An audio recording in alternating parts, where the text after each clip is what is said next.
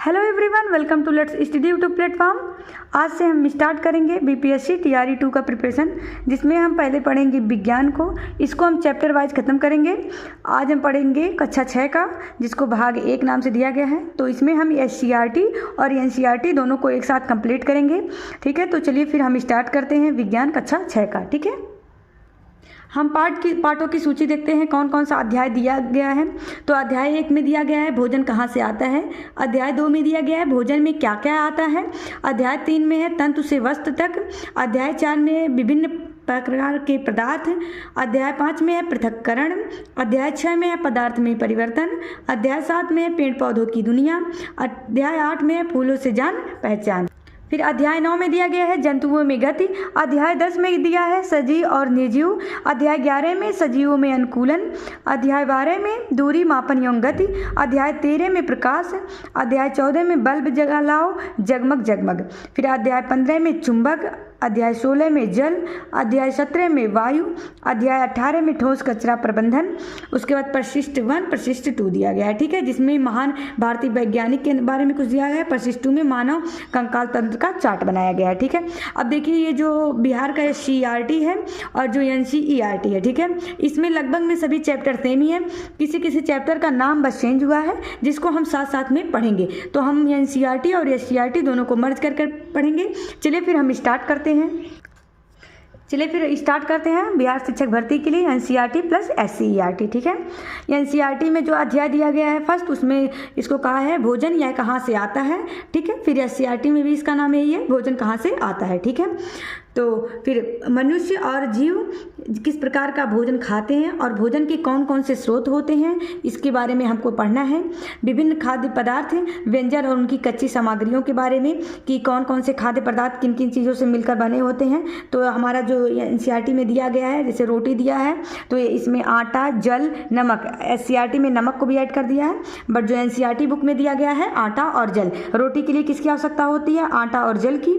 और फिर एससीईआरटी में दिया गया आटा, जल और नमक। ठीक है, दाल के लिए चलिए आगे देखते हैं हम। फिर दिया गया है दाल के लिए कच्ची दाल, जल, नमक, घी या तेल, हल्दी, मसाले इत्यादि की आवश्यकता होती है। चलिए फिर हम और देख लेते। एससीईआरटी बुक में दिया गया है लिट्टी में आटा, सत्तू, नमक, मिर्च, लहसुन और प्याज। ठीक है, इसको आप लोग अच्छे से देख लीजिए कच्ची सामग्री कौन कौन सी है। फिर दिया गया है मुर्गा के लिए क्या है? चिकन या मुर्गा बनाने के लिए मसाला, तेल, घी, नमक, प्याज, जल। ठीक है, फिर उसके बाद खीर के लिए दिया गया है दूध, चावल, चीनी और नारियल। ठीक है, फिर आगे हमको पढ़ना है खाद्य सामग्री एवं उनके स्रोत। जिसमें देखिए धान, गेहूं, मक्का, सब्जी, अनाज ये पौधों से स्रोत होते हैं। दूध, अंडा, मुर्गा, मछली, मांस आदि ये सब जंतु से प्राप्त होते हैं। ठीक है, तो अगला टॉपिक क्या करके दिया है? खाद्य सामग्री एवं उनके स्रोत कौन कौन से हैं। तो कुछ स्रोत हमको पौधों से प्राप्त होते हैं। ठीक है, पौधा से कुछ प्राप्त होता है, कुछ किससे प्राप्त होते हैं? जंतु से। तो जंतु से हमें दूध, अंडा, मुर्गा, मछली, मांस आदि प्राप्त होते हैं। और हमको पौधों से धान, गेहूँ, मक्का, सब्जी, अनाज इत्यादि हमको किससे प्राप्त होता है? पौधा से प्राप्त होता है। ठीक है, भोजन के स्रोत पौधे एवं जंतु दोनों होते हैं। एग्जाम में ऐसे पूछ सकता है कि भोजन के स्रोत कौन कौन से होते हैं, तो पौधे एवं जंतु दोनों होते हैं। ठीक है, कुछ पौधों का पत्ता, फल या जड़ को भोजन के रूप में खाया जाता है, जैसे पोई के पत्ते का तरुआ या बचका खाया जाता है। ठीक है, अब ये देखिए पोई के पत्ता और अगस्त के फूल का तरुआ या बचका खाया जाता है। ये एससीईआरटी पुस्तक में दिया गया है। ठीक है, अंकुरित बीज को अल्पाहार के रूप में प्रयोग किया जाता है।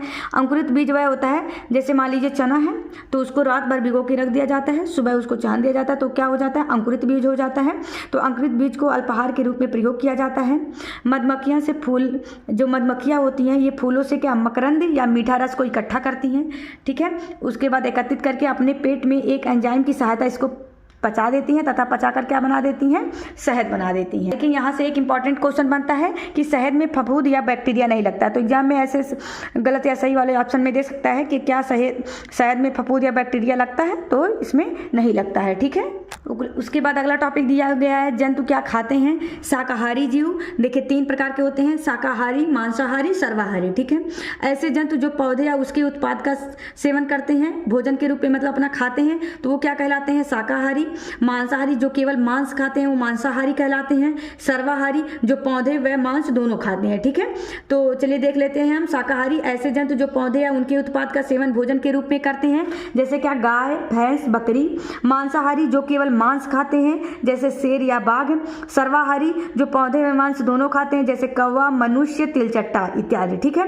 अब देखिए इसमें कुछ नए शब्द दिए गए हैं SCERT वाली पुस्तक में, तो उसको हम देख लेते हैं। जैसे अंकुरित बीज जिसको जर्मिनेटेड सीड कहा जाता है। शाकाहारी हर्बीवोरस कहा जाता है। मांसाहारी को कार्निवोरस कहा जाता है। सर्वाहारी को ओमनीवोरस कहा जाता है, क्योंकि इंग्लिश से भी क्वेश्चन बन सकते हैं तो शायद इससे ही बन जाए, ठीक है। अध्याय 2 है NCERT में, उसका नाम है भोजन के घटक। SCERT में उसका नाम है भोजन में क्या क्या आता है, ठीक है। तो चलिए हम पढ़ते हैं भोजन के घटक। इसको कहते हैं कंपोनेंट्स ऑफ फूड, ठीक है। तो इसमें जो हमारा भोजन होता है इसमें कई प्रकार के कंपोनेंट पाए जाते हैं, जैसे कार्बोहाइड्रेट, वसा, प्रोटीन, विटामिन, ठीक है। अब चलिए देख लें हैं कार्बोहाइड्रेट, जिसको ग्लूकोज C6H12O6। कार्बोहाइड्रेट का क्या कार्य है, ये ऊर्जा प्रदान करता है हमारे बॉडी को। वसा जिसको इंग्लिश में फैट कहा जाता है, ये हमारी बॉडी में लिपिड के रूप में रहता है। प्रोटीन अमीनो अम्ल के रूप में रहता है। विटामिन जो रहता है हमारे बॉडी में मिनरल्स के रूप में पाया जाता है, ठीक है। ये कैसा होता है, प्रोटेक्टिव फूड होता है। ये बीमारी से लड़ने में हमें शक्ति प्रदान करता है, ठीक है। तो एग्जाम में देखिए इससे क्वेश्चन बने हुए हैं कि कौन ऐसा है जो हमको ऊर्जा प्रदान करता है, तो कार्बोहाइड्रेट ऊर्जा प्रदान करता है। वसा जो लिपिड होता है यह भी ऊर्जा प्रदान करता है, ठीक है। और प्रोटीन जो होता है ये बॉडी बिल्डिंग वाला फूड होता है, ठीक है। जो प्रोटीन है ये शरीर का निर्माण करता है। विटामिन C क्या करता है, बीमारियों से लड़ने की शक्ति प्रदान करता है, ठीक है। देखिए कार्बोहाइड्रेट किस में पाया जाता है, अनाज और चावल में। चावल में बहुत ज़्यादा कार्बोहाइड्रेट पाया जाता है। वसा किस में पाया जाता है, घी, तेल, मक्खन में क्या पाया जाता है, वसा पाया जाता है। प्रोटीन अमीनो, ये जो प्रोटीन होता है ये दाल, अंडा, मांस में पाया जाता है। विटामिन फल एवं सब्जियों में क्या पाया जाता है, विटामिन पाया जाता है, ठीक है। तो यहाँ से हमारा कितना क्वेश्चन बन गया एग्जाम में, ऐसा बन जाएगा कि इस शरीर का निर्माण कौन करता है, तो ऑप्शन में दे देगा कार्बोहाइड्रेट, वसा, प्रोटीन, विटामिन। तो कौन करता है, प्रोटीन, ठीक है। एग्जाम में ऐसे पूछ ले ऊर्जा कौन प्रदान करता है, तो कार्बोहाइड्रेट। और बीमारियों से लड़ने की शक्ति कौन प्रदान करता है, तो विटामिन, ठीक है। चलिए फिर हम आगे देखते हैं। फलों में मिठास को फ्रैक्टोज कहा जाता है। गन्ने में मिठास को सुक्रोज, ठीक है, जिसको ये टेबल शुगर भी कहा जाता है, ठीक है, चीनी। परीक्षण, अब देखिए कुछ इसमें परीक्षण दिए गए हैं जो SCERT पुस्तक में भी दिया गया है, NCERT में भी, ठीक है। जैसे कार्बोहाइड्रेट की जांच के लिए आयोडीन परीक्षण किया जाता है। तो एग्जाम में पूछ लेगा कि आयोडीन परीक्षण किसके लिए किया जाता है, तो कार्बोहाइड्रेट के लिए। तो हमको यहाँ पे याद रखना रहेगा 2 टाइप का क्वेश्चन कि कार्बोहाइड्रेट्स के लिए कौन सा परीक्षण किया जाता है, तो आयोडीन का परीक्षण किया जाता है, ठीक है। सभी पदार्थों में कार्बोहाइड्रेट्स की उपस्थिति जांच करने के लिए। अब देखिए एक जो कार्बोहाइड्रेट होता है हमारे भोजन में मंड के रूप में उपस्थित होता है, ठीक है। और जो हमको क्या प्रदान करता है, ऊर्जा प्रदान करता है। अब देखिए इसकी जांच के लिए हम क्या करते हैं, परखनली में खाद्य पदार्थ को लेते हैं तथा तन घोल आयोडीन, जो आयोडीन रहता है उसकी कुछ बूंदें मिला देते हैं, ठीक है। अब देखिए जब यदि इसका रंग भूरे रंग से काला या नीला रंग हो जाता है तो उसमें मंड की उपस्थिति होती है, अर्थात उसमें कार्बोहाइड्रेट पाया जाएगा, ठीक है। तो इसका हमको समझ में आ गया। परखनली लेते हैं, उसमें हम उस खाद्य पदार्थ को लेंगे, तन घोल आयोडीन की कुछ बूंद उसमें मिलाएंगे। अगर यह रंग भूरा से नीला या काला में परिवर्तित हो जाता है तो वहां मंड या की उपस्थिति होती है, ठीक है। तो ये हमारा क्या हो गया, कार्बोहाइड्रेट के लिए आयोडीन परीक्षण हो गया, ठीक है। चलिए फिर हम आगे देखते हैं प्रोटीन के लिए कौन सा परीक्षण किया जाता है। देखिए जो प्रोटीन होता है यह शरीर का निर्माण करता है, इसके लिए ब्यूरेट टेस्ट किया जाता है, ठीक है। तो एग्जाम में ऐसे पूछ सकता है कि ब्यूरेट टेस्ट किसके लिए किया जाता है, तो प्रोटीन के लिए, ठीक है। इसमें क्या किया जाता है, खाद्य पदार्थ लिया जाता है और खाद्य पदार्थ को चूर्ण अथवा पेस्ट के रूप में बना दिया जाता है, ठीक है। फिर उसमें कॉपर सल्फेट का विलयन और कास्टिक सोडा का विलयन मिलाया जाता है। यदि रंग बैगनी चेंज हो जाता है, यदि रंग क्या हो जाता है, बैगनी कलर का हो जाता है, तो इसमें प्रोटीन की उपस्थिति है, ठीक है। तो यहाँ से हमको क्या तैयार हो गया कि खाद्य पदार्थ में कॉपर सल्फेट का विलयन मिलाते हैं और कास्टिक सोडा का विलयन मिलाते हैं। यदि इसका रंग बैगनी हो जाता है तो उसमें प्रोटीन की उपस्थिति होती है, ठीक है। फिर यहाँ से देखिए नोट करके दिया गया था, उसमें इसको याद रखे रहिएगा। कॉपर सल्फेट विलयन बनाने के लिए क्या किया जाता है, 100 मिलीलीटर जल में 2 ग्राम क्या मिला जाते हैं, कॉपर सल्फेट को अगर हम मिला दें तो ये कॉपर सल्फेट विलयन बन जाएगा। तो एग्जाम में ये पूछ सकता है कि कॉपर सल्फेट विलयन में क्या क्या मिलाया जाता है। तो 100 ml अगर जल में हम 2 ग्राम कॉपर सल्फेट मिला दें तो ये कॉपर सल्फेट विलयन बन जाएगा। ठीक है, कास्टिक सोडा विलयन बनाने के लिए 100 ml जल में 10 ग्राम कास्टिक सोडा मिला दें तो ये कास्टिक सोडा विलयन बन जाएगा। ठीक है, तो ये इंपॉर्टेंट है, इसको याद रखे रहिएगा क्योंकि ये जो SCERT और NCERT दोनों में ये नोट करके दिया गया है। ठीक है, वसा की जांच कैसे किया जाता है? वसा उच्च ऊर्जा वाले पोषक तत्व होते हैं। ठीक है, ये तुरंत ऊर्जा प्रदान करता है वसा।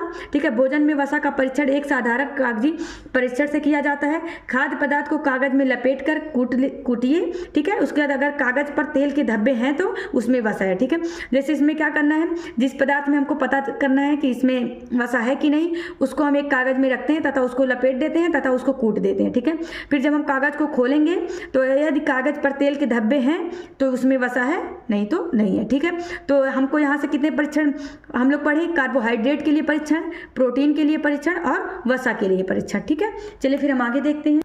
आगे हमको पढ़ना है विटामिन। देखिए, संतुलित आहार क्या होता है? जिसमें शरीर की वृद्धि के लिए आवश्यक तत्व सभी मौजूद होते हैं। जैसे कार्बोहाइड्रेट कितनी मात्रा में चाहिए, वसा, प्रोटीन, विटामिन सभी होते हैं, उसी को क्या कहा जाता है? संतुलित आहार कहा जाता है। ठीक है, विटामिन के कुछ प्रकार होते हैं, A, B, C, D, E, K। ठीक है, जैसे vitamin A, vitamin B, vitamin C, vitamin D, vitamin E, vitamin K। ठीक है, विटामिनों के एक खास समूह को विटामिन बी कॉम्प्लेक्स कहा जाता है। जो विटामिन बी है इसका क्या होता है, इसके कई समूह होते हैं, इसको क्या विटामिन बी कॉम्प्लेक्स कहा जाता है। ठीक है, विटामिन ए जो होता है त्वचा और आंख को स्वस्थ रखता है। ठीक है, इसका स्रोत मछली का तेल, दूध, गाजर, आम, पपीता होता है। ठीक है, गाजर में बहुत ज़्यादा विटामिन ए पाया जाता है, तो एग्जाम में बहुत बार पूछा हुआ है कि ये गाजर में कौन सा विटामिन पाया जाता है, तो विटामिन ए, ये त्वचा और आंख को स्वस्थ रखता है।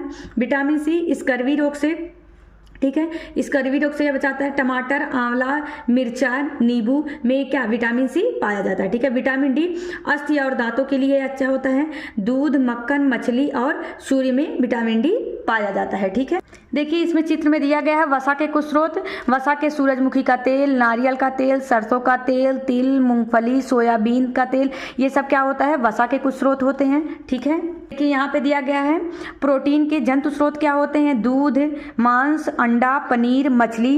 प्रोटीन के पादप स्रोत देख लीजिए, चना, मूंग, तुअर, राजमा, सोयाबीन, मटर, इसमें क्या होता है? प्रोटीन की मात्रा पाई जाती है। ठीक है, तो यहाँ से आप लोग इस चित्र से भी समझ सकते हैं। ये सब हमारा NCERT पुस्तक में दिया गया है, तो आप लोग यहाँ से इसको समझ सकते हैं। देखिए, विटामिन ए के स्रोत अभी हमने बताया था ना, मछली का तेल, दूध, आम, गाजर, पपीता, ये सब विटामिन ए के स्रोत हैं। विटामिन बी के स्रोत गेहूं, चावल, यकृत, ये सब क्या होता है? विटामिन बी के स्रोत होते हैं। ठीक है, आगे चलिए देखते हैं। विटामिन सी के स्रोत में हम अमरूद, नींबू, मिर्चा, आंवला, टमाटर, संतरा, ये सब क्या होते हैं? विटामिन सी के स्रोत हैं। विटामिन डी के स्रोत हम देखते हैं तो कलेजा, अंडा, मछली, मक्खन, दूध, ये सब विटामिन डी के स्रोत हैं। ठीक है, ये सब हमारा SCERT पुस्तक से ये सब चित्र लिया गया है, आप लोग इसको अच्छे से देख लीजिए। ठीक है, अब चलिए देख लेते हैं हम खनिज लवण के बारे में दिया गया है। तो खनिज लवण कौन कौन से होते हैं? जैसे लौह तत्व जो होते हैं फास्फोरस, कैल्शियम, सोडियम, पोटेशियम, इसको खनिज लवण कहा जाता है। ठीक है, तो ये एग्जाम में बहुत बार पूछा है कि लौह तत्व के स्रोत कौन से हैं? पालक, मेथी, केला, ये लौह तत्व के स्रोत हैं। फास्फोरस का स्रोत मछली, अंडा। कैल्शियम किसमें पाया जाता है? दूध में। सोडियम और पोटेशियम हमारे बॉडी को कहाँ से प्राप्त होता है? नमक से। तो एग्जाम में ये बन सकता है क्वेश्चन, क्योंकि ये SCERT में दिया गया है। तो खनिज लवण कौन कौन से होते हैं?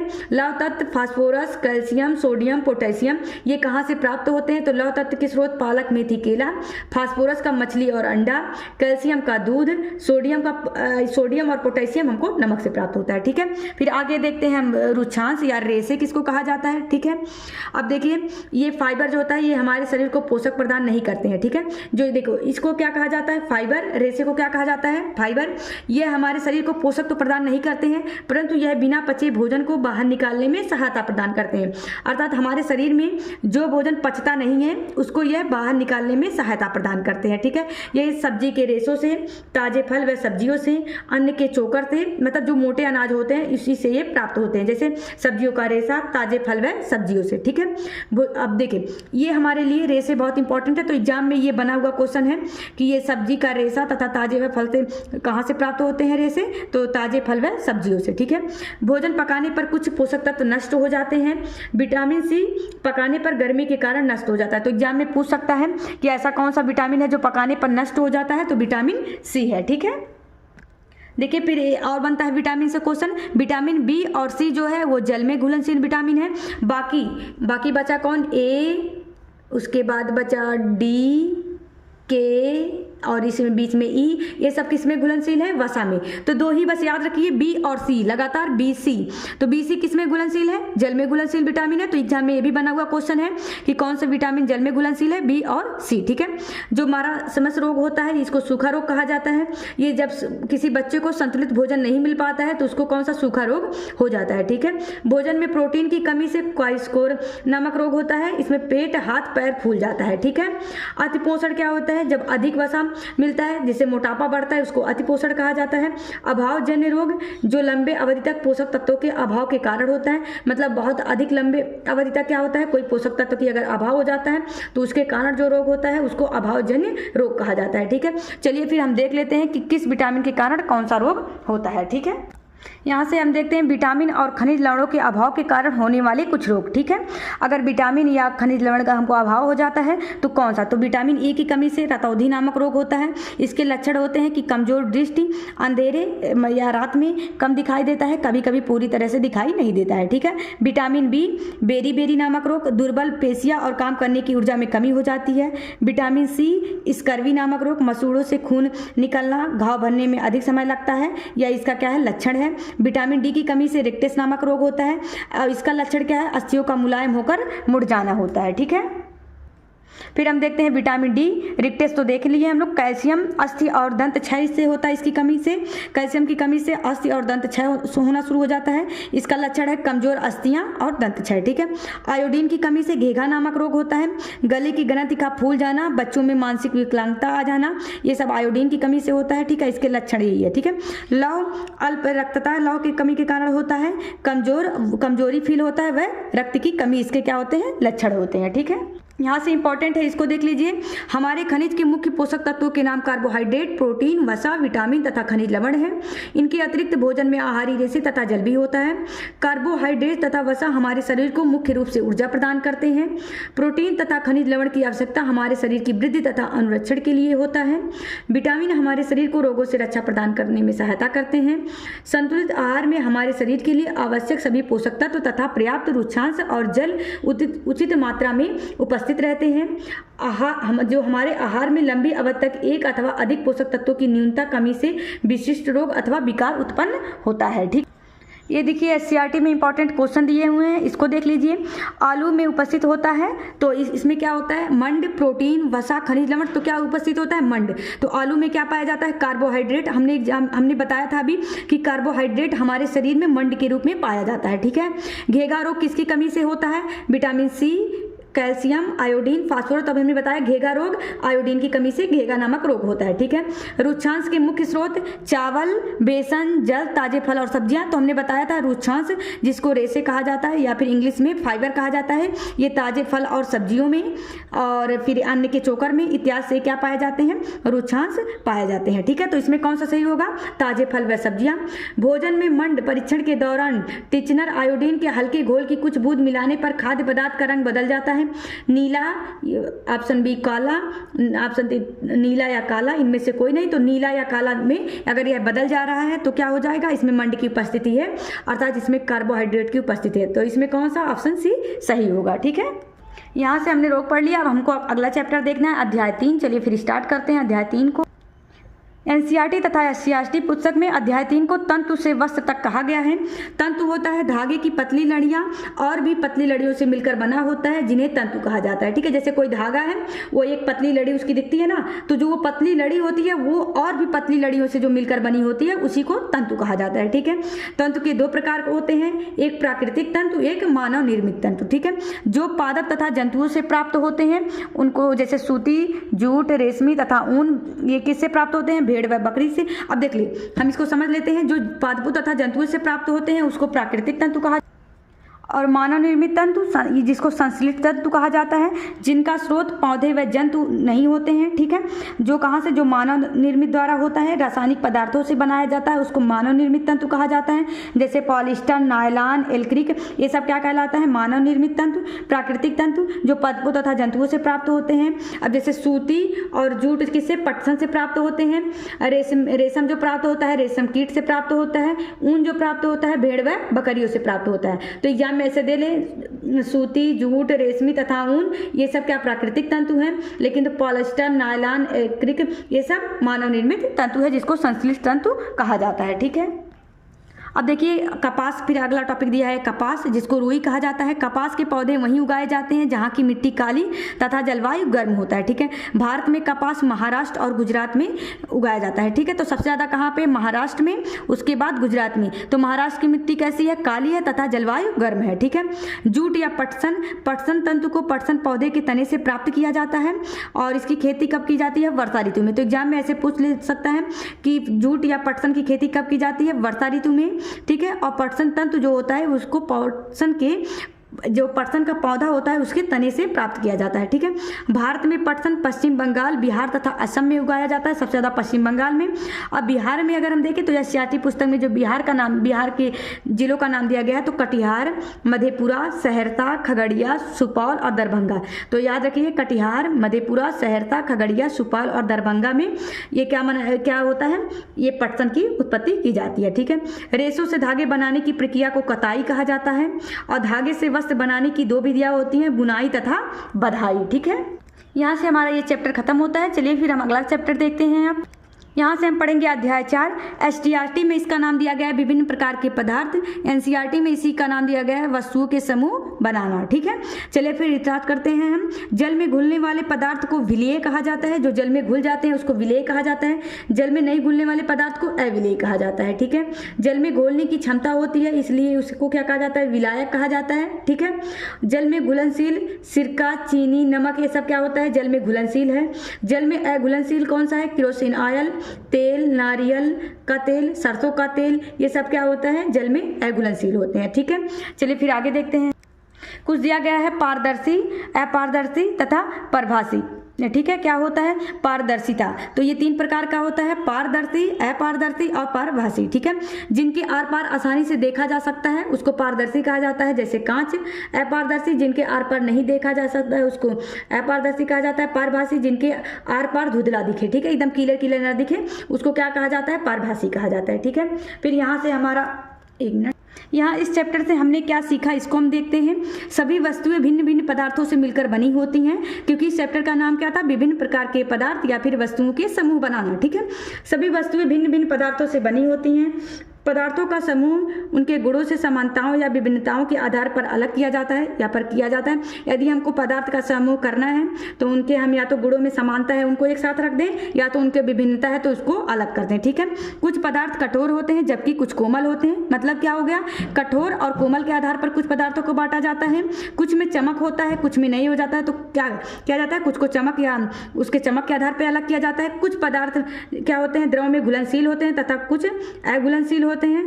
कुछ पदार्थ जल में डूब जाते हैं और कुछ तैरते रहते हैं। ठीक है, तो इसको हम ऐसे पदार्थों को, विभिन्न प्रकार के पदार्थ ऐसे होते हैं। ठीक है, अगला चैप्टर हमारा है अध्याय 5, पृथक्करण। ठीक है, अब उसमें चलिए हम देखते हैं पृथक्करण की विधियां देखते हैं। क्या होता है पृथक्करण, मतलब क्या होता है, अलग अलग करना। जैसे कोई पदार्थ है उसमें कुछ अलग चीज़ होते हैं, कुछ अलग चीज़ होते हैं, उसको अगर अलग करना है उसी को पृथक्करण कहा जाता है। ठीक है, अगर हम देखते हैं टॉपिक, ठोस पदार्थ से ठोस पदार्थों को अलग करना, जैसे चुनना, चालना, ओसाना। ठीक है, ओसाना को निष्पावन भी कहा जाता है। ठीक है, तो यहाँ से देखिए क्या कहलाता है, ठोस पदार्थ से ठोस पदार्थ को अलग करना को हम चुनना कह सकते हैं। जैसे कोई चीज़ है उसमें हम चुन चुन के निकाल लें। चालना, किसी चीज से चाल दें। ओसाना, ओसाना को निष्पावन भी कहा जाता है। ठीक है, अब चलिए फिर देखते हैं हम चालन। अवसादन, अवसादन क्या होता है, मिश्रण में जल मिलाने पर भारी अवयव का तली में बैठ जाना। जैसे मान लीजिए कोई मिश्रण है उसमें मतलब कोई अवयव भरा हुआ है। ठीक है, अगर हम उसको अवसादन करना है तो क्या करते हैं, उसमें हम मिश्रण में जल को मिला देते हैं। ठीक है, तो जो भारी अवयव होता है वो नीचे तली में बैठ जाता है। ठीक है, उसी को क्या कहा जाता है, अवसादन कहा जाता है। निस्तारण, अवसादित जल को बिना हिलाए मिट्टी सहित उड़ेलने की क्रिया जो होती है उसको निस्तारण कहा जाता है। निस्यंदन, निस्यंदन को ही छानना कहा जाता है। जैसे चाय से चाय पत्ती को अलग करना ही क्या कहलाता है, निस्यंदन कहलाता है। देखिए इसको कहा जाता है ओसाई। अब देखिए ओसाना को देख लीजिए आप लोग, कैसे ये इंसान ओसा रहा है। ओसाई भारी पदार्थ के साथ मिले हल्के पदार्थ को हवा की सहायता से अलग करने की प्रक्रिया को क्या कहा जाता है, ओसाना कहा जाता है। यहाँ से आप लोग देख लीजिए चुनना और चालना जो अभी हमने बताया है। तो देखिए ये लड़का जो है चुन रहा है, लड़की क्या कर रही है, चाल रही है। ठीक है, तो इसको चालना कहा जाता है और इसको चुनना कहा जाता है। जो अभी हमने बताया ठोस पदार्थ से ठोस पदार्थ को अलग करना, तो उसको चुनना या चालना कहा जाता है। ठीक है, ठीक है, उसको हम देख लिए। निस्यंदन हम पढ़ लिए, चाय से चाय पत्ती को अलग करना निस्यंदन कहलाता है। वाष्पन, जल का वाष्प में बदल जाना वाष्पन कहलाता है। संघनन, वाष्प या गैस का जल में बदलना क्या कहलाता है? संघनन कहलाता है। संतृप्त विलयन क्या होता है? अब जिसको में क्या होता है, विलेय की मात्रा अधिक होती है और विलायक की मात्रा कम होती है। देखिए जैसे जिसमें जो घुलता है, तो अभी हमने बताया जो जल होता है, अभी हमने बताया जल में क्या होता है, घोलने की क्षमता होता है। जल अपने अंदर क्या कर सकता है, किसी चीज को घोल सकता है, इस वजह से उसको क्या कहा जाता है, विलायक कहा जाता है। ठीक है, तो संतृप्त विलयन किसे कहा जाता है? जिसमें विलेय, जैसे चीनी और पानी का अगर हम घोल देखें तो चीनी क्या होता है, विलेय होता है, और विलायक क्या होता है, पानी होता है। ठीक है, तो यदि चीनी की मात्रा अधिक हो जाए और विलायक मतलब जल की मात्रा कम हो जाए तो उसको क्या कहा जाता है, संतृप्त विलयन कहा जाता है। ठीक है, अब केंद्रक विधि क्या होता है, इसको हम देख लेते हैं। हम देखते हैं अब केंद्रक विधि। अब केंद्रक विधि क्या होता है, मक्खन जैसे रहे, मक्खन को दूध से अलग करने की विधि को अब केंद्रक विधि कहा जाता है। फिर हमारा है क्रोमैटोग्राफी, पदार्थों के द्रवीय मिश्रण को अलग करने की विधि को क्रोमैटोग्राफी कहा जाता है। ठीक है, क्रोमैटोग्राफी की जो ये विधि होती है, ये पेड़ पौधों में पाई जाने वाली दवाइयों को अलग करने के लिए किया जाता है, जैसे तुलसी, नीम, चिरैता आदि को। ठीक है, अब आगे हम देखते हैं विलेय को। देखिए अभी हमने बताया विलेय और विलेय को हमने बता दिया। विलेय जो होता है, जो घुलता है, उसको जैसे चीनी, और जिसमें जो घुलता है उसको विलायक कहा जाता है। ठीक है, अब देखेंगे अध्याय 6 पदार्थ में परिवर्तन, एससीईआरटी में दिया गया है, और एनसीईआरटी में इसी का नाम दिया गया है हमारे चारों ओर के परिवर्तन, एनसीईआरटी में दिया गया है। ठीक है, पदार्थ की 3 अवस्थाएं होती हैं, ठोस, द्रव, गैस। अब देखिए 2 प्रकार के परिवर्तन होते हैं, एक भौतिक परिवर्तन, एक रासायनिक परिवर्तन। ठीक है, तो जो भौतिक परिवर्तन होता है, अस्थायी परिवर्तन होता है, पुनः उसी पूर्व की अवस्था में हम इसको पा सकते हैं। जैसे पानी का वाष्प बन जाना, अगर यदि हम किसी पानी या जल को क्या बना दें, वाष्प बना दें, तो फिर पुनः उसको क्या, वाष्प को हम जल में परिवर्तित कर सकते हैं। ठीक है, लोहे को चुंबक बनाना, ये सब क्या है, अस्थायी परिवर्तन है। ठीक है, क्योंकि इसको हम पुनः उसी अवस्था में प्राप्त कर सकते हैं। ठीक है, रासायनिक परिवर्तन क्या होता है, यह अस्थायी परिवर्तन होता है, पूर्व अवस्था में इसको प्राप्त नहीं किया जा सकता है। जैसे मोमबत्ती का जलना, देखिए यहाँ से एक चीज याद रखी रहिएगा, अगर ये एग्जाम में दे मोमबत्ती का पिघलना, तो देखिए अगर मोमबत्ती पिघल गया है, पुनः उसको हम मोमबत्ती बना सकते हैं। ठीक है, लेकिन तो मोमबत्ती का जलना अगर दे रहा है तो ये क्या है, रासायनिक परिवर्तन है। ठीक है, दूध से दही